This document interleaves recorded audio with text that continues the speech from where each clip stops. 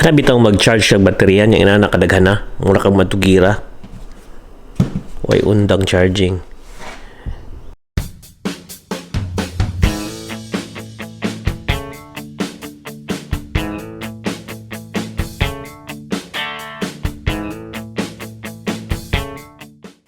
Domingo, edit sa tag-vlog kadalibe.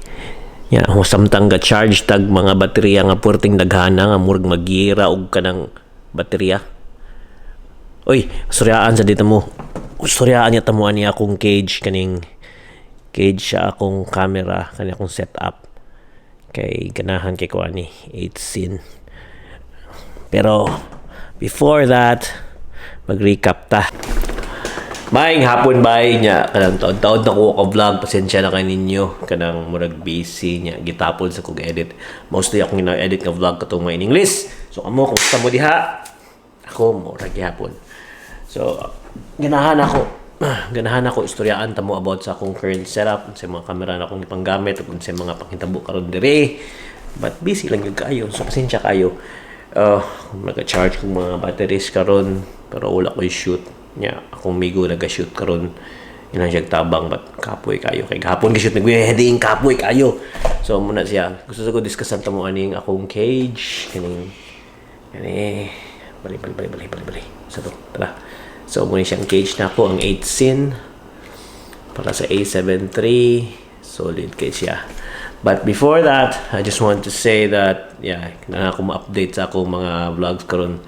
Bisaya bay kay napasagdaan ako kay kanang hasom na magkanang video ag English nya usbon mo Bisaya nya edit nimo hassle kay edit nya hassle kay sorting mga na ba. So most likely kanang Bisaya nga vlog mga late siya pero patingawon lang gina ko mga vlog ko ako gina-vlog kadaghan ang English kay kung may madali kung Bisaya ko kanang usahay paglibog ko ana.